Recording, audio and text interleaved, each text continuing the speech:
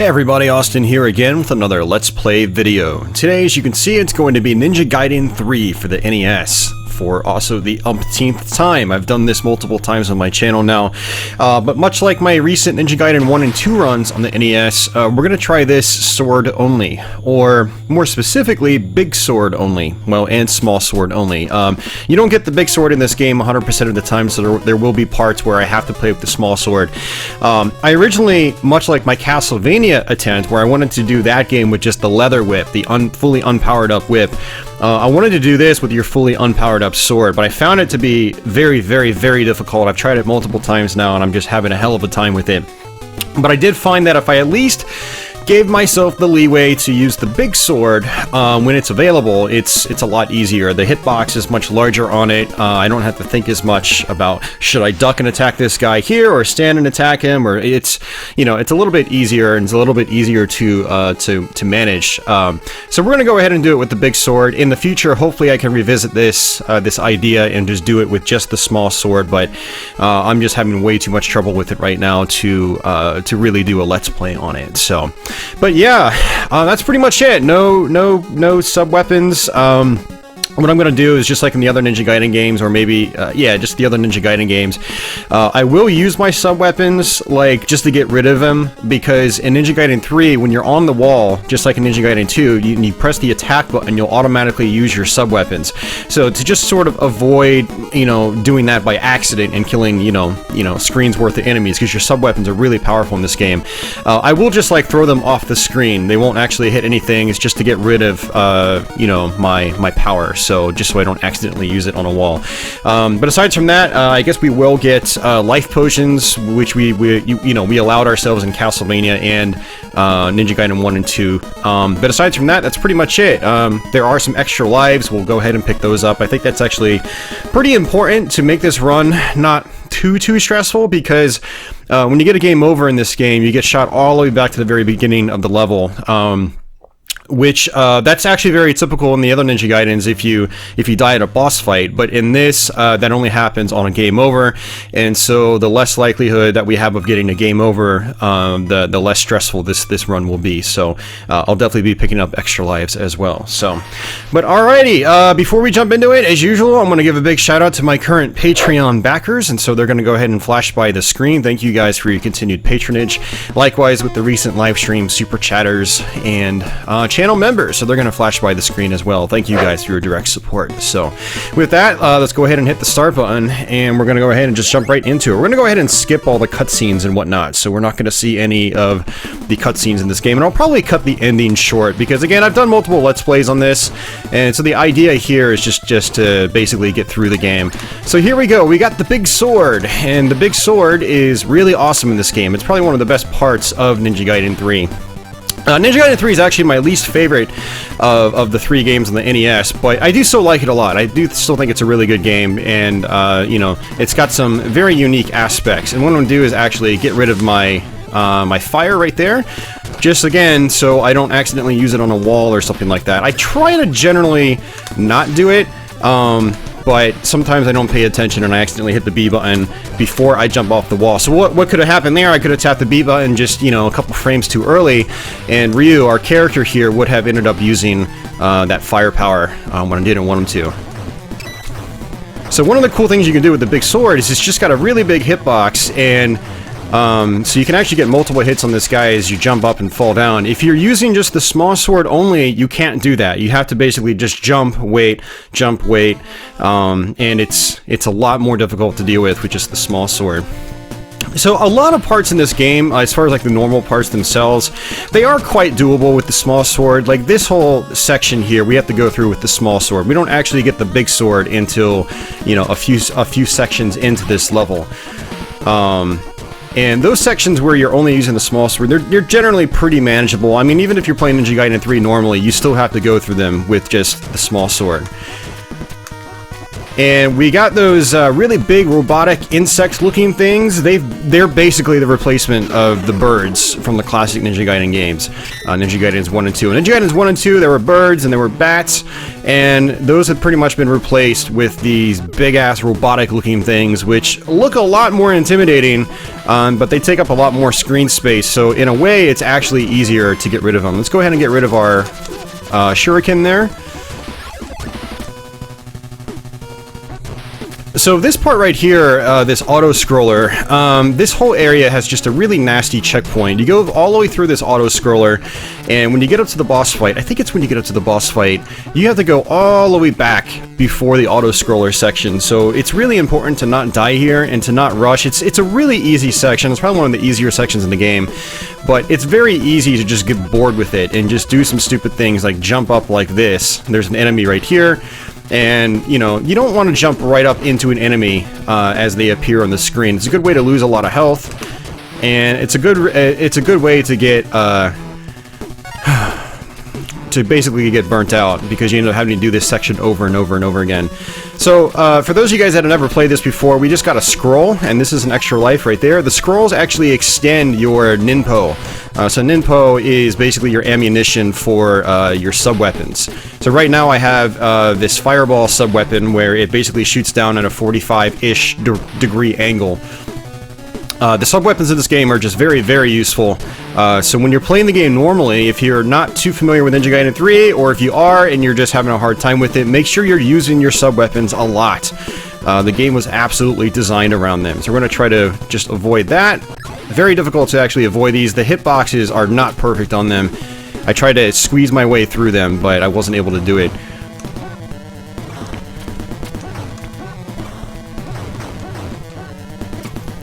So this guy basically just shoots fireballs down, and he just sort of like bobs and weaves over the screen. It's not really too difficult to deal with.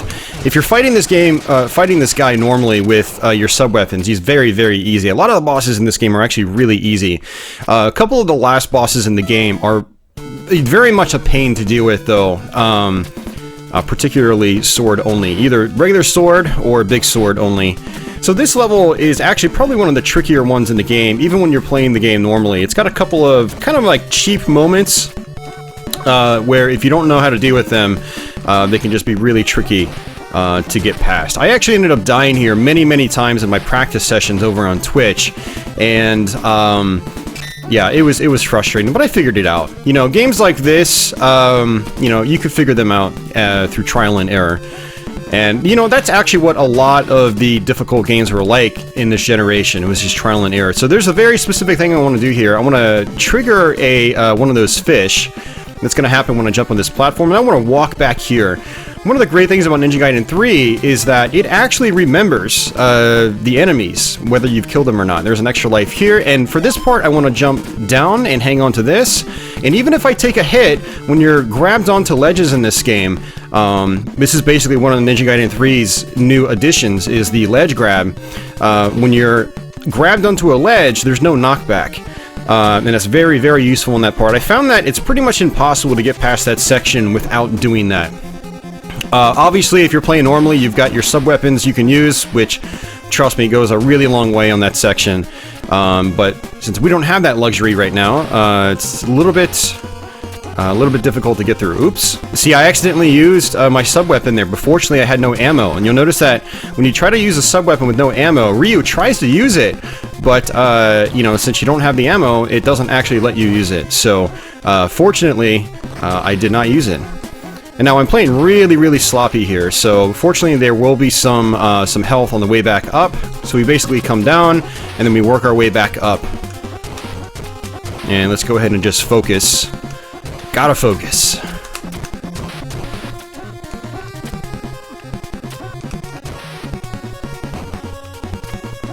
Yeah, so for this run, it's also really important to just take your time. It's generally important to take your time in a Ninja Gaiden game. When you don't really know what you're doing.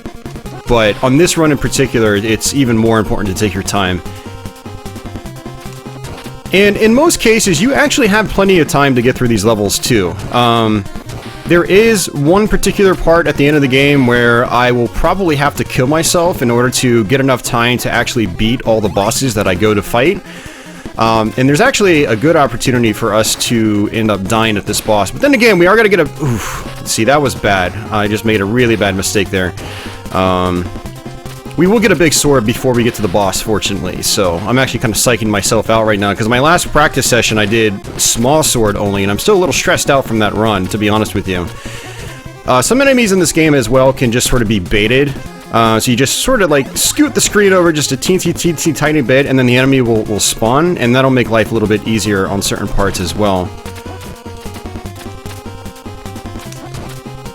And again, just take your time.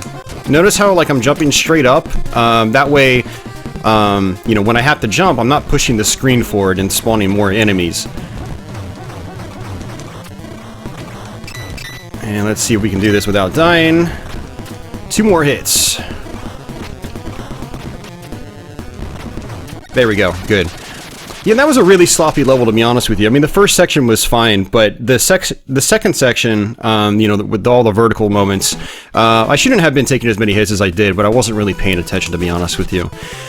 So there is going to be a part here where we're going to take an intentional damage boost. Not really a damage boost. There isn't really damage boosting in Ninja Gaiden 3, unfortunately. A lot of times you get hit, you just sort of like, you know, you keel back, but you sort of like just, you don't get knocked back a lot like you do in Ninja Gaidens 2 and 3, which is kind of unfortunate because I think, and now, you know, don't quote me on this, but I want to say the speedrun in Ninja Gaiden 3 is probably not anywhere near as interesting as the speedrun of Ninja Gaidens 1 and 2 because you don't have the crazy knockback in this game. So it's probably harder to do damage boosts and whatnot, to skip areas into sequence break and things like that. Although I could be wrong, but we're gonna actually tank on this guy. So you notice I took a hit and I just sort of like fell straight down. So you don't have the interesting you know, damage boost scenarios that you can in Ninja Gaiden 2 and 3. And here's the big sword. Fortunately, we get it pretty early on in this stage, and trust me, this helps us out a lot on this stage. And we're gonna go ahead and just slip down here. We don't want to get hit by these spikes. I know that is pretty obvious, but the spikes do the most damage in the entire game. I think they take away about 1/3 of your health. Fortunately, they don't kill you in one hit, but they do a lot more damage than they did in the, you know, the first 2 Ninja Gaiden games. Actually, the first Ninja Gaiden didn't even have spikes, to be honest with you. That was really just introduced with Ninja Gaiden 2, which did have some spikes, but they didn't really do a whole lot of damage. It was just like any other enemy, fortunately. So, yeah, I'm trying to think. I don't think Ninja Gaiden 1 has spikes anywhere, to be honest with you. But they are in Ninja Gaiden 2. So again, you know, this game actually remembers, you know, the enemies, and it remembers whether they're alive or dead. So if you push an enemy off the screen and you've killed it, and then you scroll the screen back down, they're not going to respawn like they do in Ninja Gaidens 1 and 2. So some of these vertical screens in particular, I find it's really important just to take it super slow. Because again, they're not going to keep respawning on you like, say, the birds will in Ninja Gaiden 1. It was really bad in Ninja Gaiden 1 in particular. And this guy is basically gonna burrow into the ground, and when he does that, he shoots out fireballs, and so we want to get sort of in the middle, and he shoots out 5. So it's 2, 3, 4, 5, and then he jumps up like that. And we're gonna get behind him, attack him twice, just like that. So being able to count how many fireballs he shoots out is really helpful to maximize your damage on him. Alright, so this is probably where the game starts to get, you know, pretty difficult. It starts to overwhelm you pretty badly with lots of enemies. But again, just take it slow if you're trying to do this run. So we're going to go ahead and try to just eradicate all these guys, just like that. And we're going to go ahead and get rid of that. Just so, again, I don't accidentally use it. And we went ahead and just took a hit, not a big deal. We will get a, you know, a life refill somewhere in this stage. And we will get ourselves another extra life as well. Again, just taking our time. Alright, so this section right here, we have to really take our time. We're going to take advantage of the fact that the game memorizes, it keeps memory of all the enemies you've killed. And so we're going to go up and down until all these enemies are dead. See, there we go, we just triggered some more. Let's see if we can actually jump up and swipe that guy right away. Jump up, swipe that guy. And now these guys shouldn't reappear. And it's going to be the same for this section up here. We're going to spawn some of these guys in, attack them, just like that. That was actually really good. I've actually never done it in that few attempts. Normally it's like I'm jumping up 5 or 6 times. And there's our health refill like I was talking about. And just jump over this guy, like so. Those guys can be really tricky to deal with because their hitboxes are kind of weird and you can get knocked off the edge if you touch them. It becomes more of a problem on the final stage, and you guys will probably end up seeing what I mean once we get there. So, again, just take your time. You know, you see them walking towards the edge of the platform, just wait at your edge, and just, you know, let them walk backwards. Make sure that they've, you know, there's enough room for your whole body. That is what I recommend when you're dealing with those guys on the edge of platforms like that. And so for these robots with the lasers, you can't kill the lasers, you just have to not walk, but you have to sit underneath them. And if you've got the big sword, you will attack, and your big sword's hitbox is so big, it'll actually hit the laser, and it'll make that really jarring, sort of scratching sound. Or clinking sound, whatever you want to call it. Just like when these guys are shielded, it makes that same sound. We're just going to wait and jump over this set of fireballs, and then you can attack these fireballs very much like the bone pillars in Castlevania, where they shoot out fireballs. You can attack those as well. And there's an extra life right here. So we've got 6 lives. We're definitely in good shape as far as lives are concerned. We actually haven't died yet, fortunately, which is a good start. Now, on that previous section there, I always make sure that I don't, walk back to the right. I just make sure I'm constantly moving to the left. If I'm not constantly moving to the left, chances are I will end up, you know, falling down into the endless pit. And we obviously don't want that to happen. Now again, I'm trying to be very careful about my jump slashes here because I have to attack really quickly, but if I attack too quick, the game's going to register me as trying to use my sub-weapon while I'm on a wall. And speaking of sub-weapons, I'd like to get rid of the one I have, but it's a fire shield, and it takes the most time to get rid of, unfortunately. So, we've actually got the fire right here, so let's go ahead and just get rid of that, just like so. And again, just take our time. We have enough time, I think. 60, 59...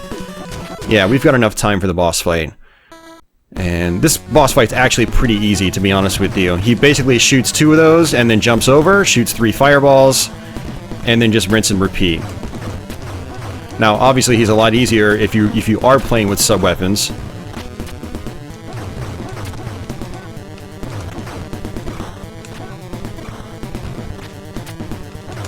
Just like that.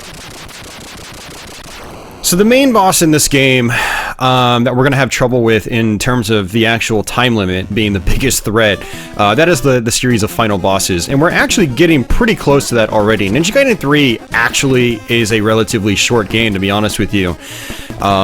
When you're doing this run in particular, and you're skipping through all the cutscenes and things like that, you realize like how short of a game it actually is. I mean, it's not really any longer than the other Ninja Gaidens in the series as far as I can tell. I mean, if you're speedrunning through part 1 in particular, you know, this game probably is longer. But if you're playing these games normally, sort of how they were intended to be played, I think this is probably, you know, in that same ballpark as the other games. And see, now I'm not taking my time, and I'm paying the price for it. See, I've already lost 1 life, which was really, really unnecessary. So I need to just, you know, wait and take my time. So again, wait for these guys. The problem with this level is that there are ice physics, and I know a lot of people out there hate ice physics. They make life, you know, ice physics makes life much more difficult for a lot of people. So for this section, I'm going to go ahead and just jump up as quickly as possible. Unlike some of the other vertical sections where I think it's easier to take your time, this one I think it's actually easier to rush through it. So I always implore people to just rush through that section instead of taking their time. It's one of the most overwhelming sections in the game if you're rushing through it. And let's go ahead and get rid of that.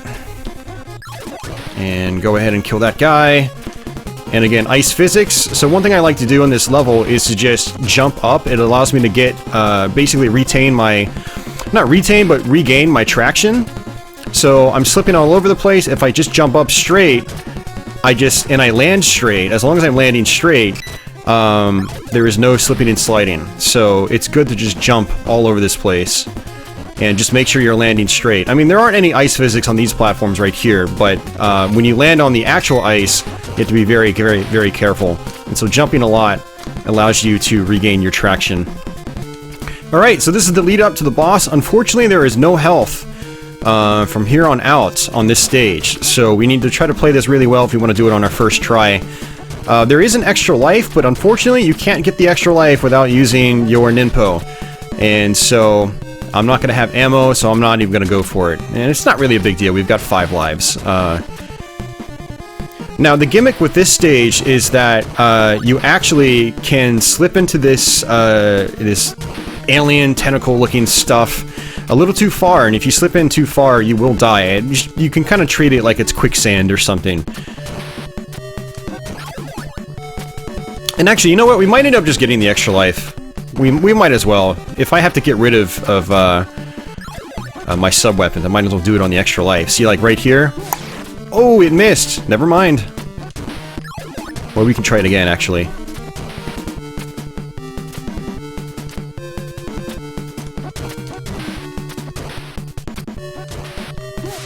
There we go.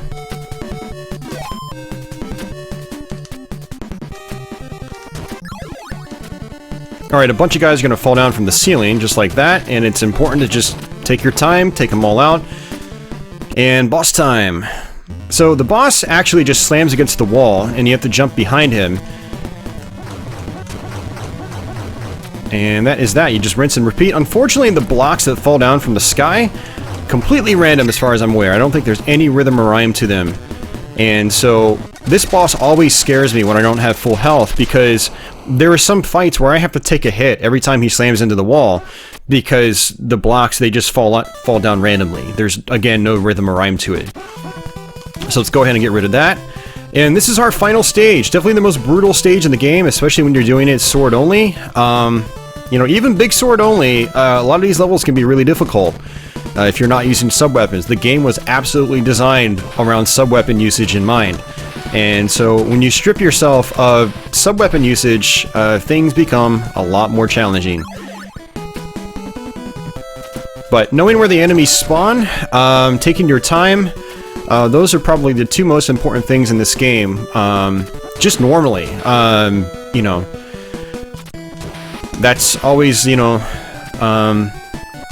the thing that is hardest to deal with in these old Ninja Gaiden games, as well as Castlevania games and other similar games in terms of, you know, similar difficulties. Knowing where the enemies are coming from is a huge part of getting better at the games. And if you're having a hard time with the games, you need to learn where the enemies are coming from, and you need to sort of have a game plan. So one of the beautiful things about games like these is that you get better at them over time just by playing them repeatedly as you get more familiar with them. I'm gonna go ahead and just try to attack these. This is actually a really tough section with just the small sword, and again, you're stuck with the small sword until right now. Now we're gonna get a big sword.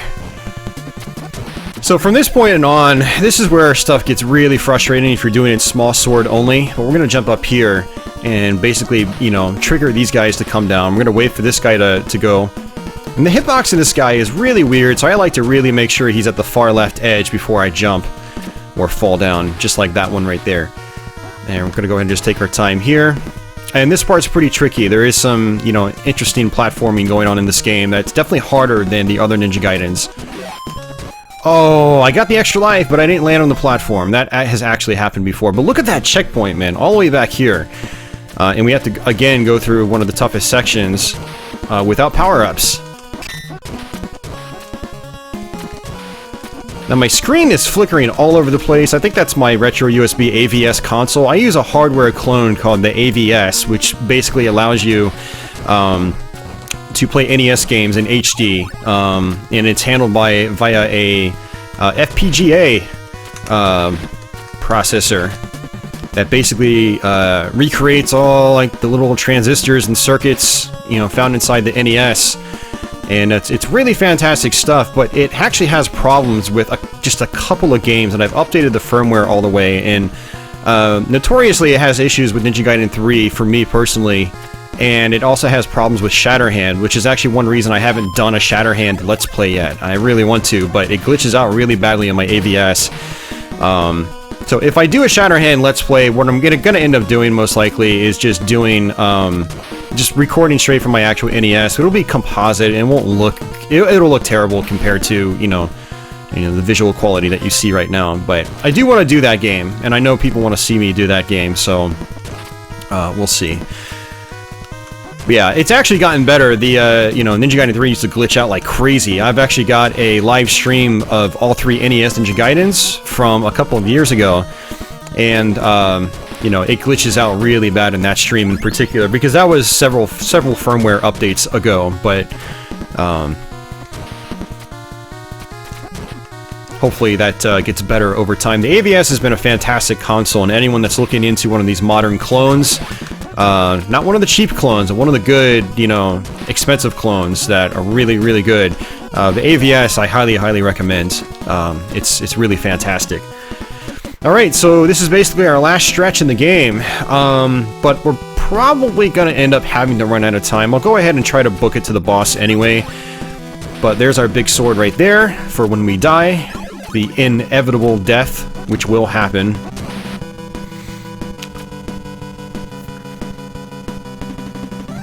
So the big reason you end up running out of time when you get to this boss is that your time doesn't refill when you go through that door into this section, which might have been an oversight on the programmer's part. I don't know. But when you die, you get all of your time back. It's like 200 or 250 seconds or something like that. So you end up having over 100 more seconds when you die than you do if you try to play the game normally. And this section is by far the most memory intensive game, or memory intensive part in the game. You really have to know exactly what to do. So what I do is I sort of wait for these guys to trigger, and then I will just jump. I'll stand in place, I'll turn around, and I'll jump. And one of the cool things about, you know, Ninja Gaiden 3, and you can do this in Ninja Gaiden 1 and 2 as well, but because your jump is so floaty in Ninja Gaiden 3, you have more control over it. You have mid-air control over your jumps in this game. And that is a very, very important part to the gameplay in this, is controlling those jumps mid-air. Alright, so there's gonna be one more ooh, that was bad. I was gonna say, there's gonna be one more section here, and unfortunately there aren't any more health refills as far as I'm aware. And let's go ahead and just get rid of that. I'm gonna kill that guy and kill that guy. And you see we only got 59, 58, 57, and guys are gonna fall from the ceiling. So we might, assuming I don't take too much damage, I might actually be able to kill the first form of the final boss, which will be nice. And let's see if we can do it.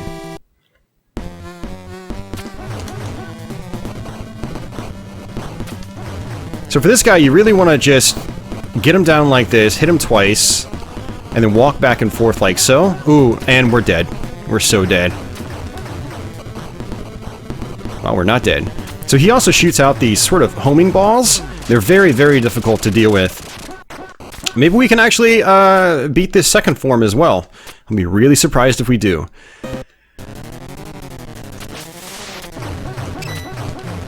And he shoots these fireballs down, kind of like so. And let's see if it avoids us here, and then it did. And try it again, like so. Wow. Ended up beating him too. Okay. Well, we're definitely not going to beat the last boss. We only have 15 seconds to do it. We basically have to smack this guy in the face.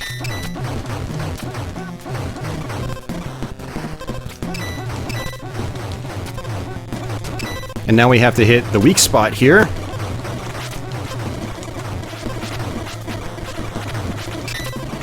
Oh, one more hit, we would have done it. I've never actually done that before, getting to the final boss with barely any time and actually beating him.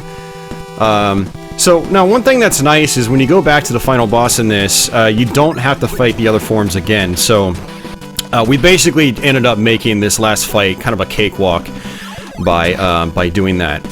Now unfortunately I went the wrong way here. I'm supposed to go to the left. The left is the better path to take, if you ask me. I'm pretty sure if you're climbing up on the wall and you sort of rub up to the bottom edge of those spikes, you will actually get hit by them.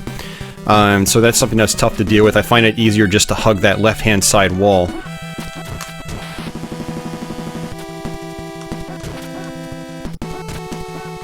So again, just use those, you know, use that controllable mid-air jump.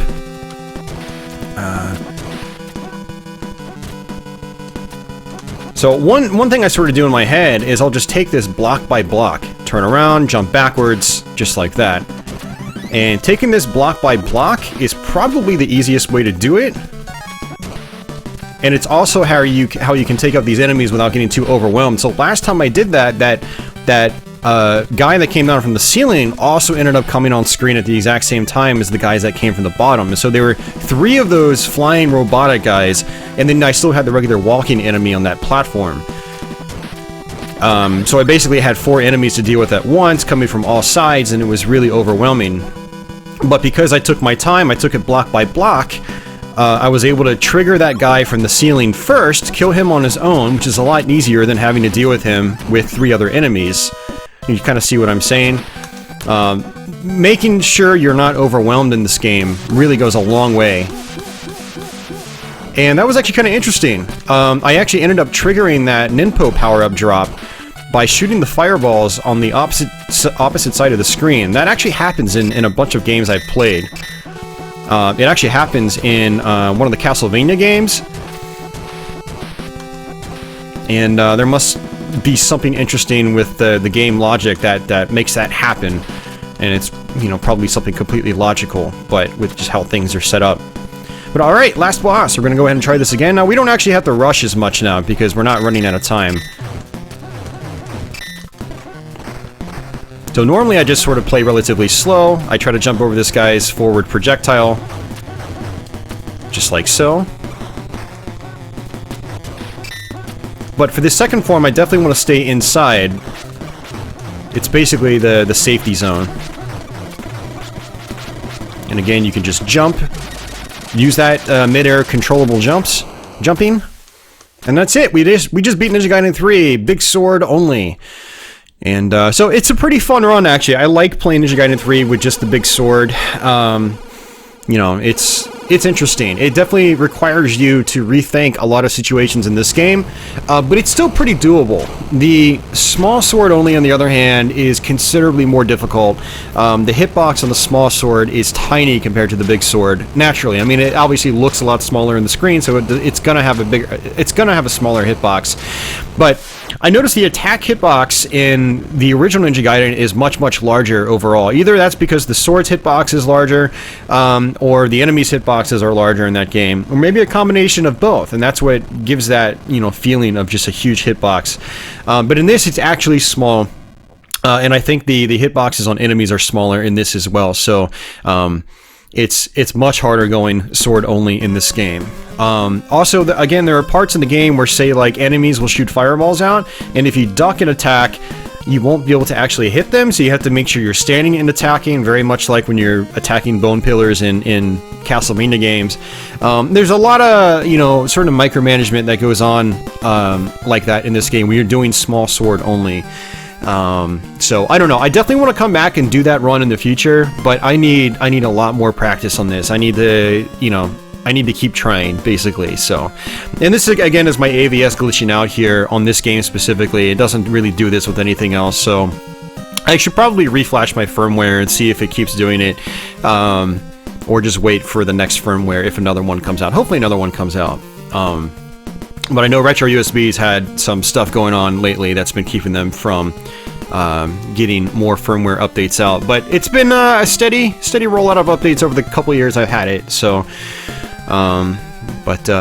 yeah, so that's pretty much it, guys. If you have any questions or comments, post them down below as always. If you have any other runs like this you want to see me try, say power-up list runs, you know, feel free to drop some recommendations in the comments. I've already done Castlevania 1, Super Castlevania 4, Ninja Gaidens 1, 2, and 3, and even Contra and Super C I did with just the rifle only on their respective second loops.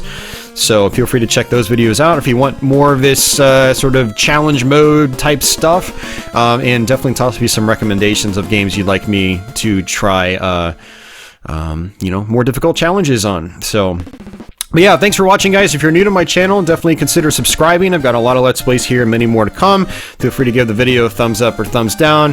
Drop a comment, say hey. And for everyone else already subbed, thanks as always for the continued support. Hope you guys continue to enjoy these videos. So, until the next one, guys, take it easy.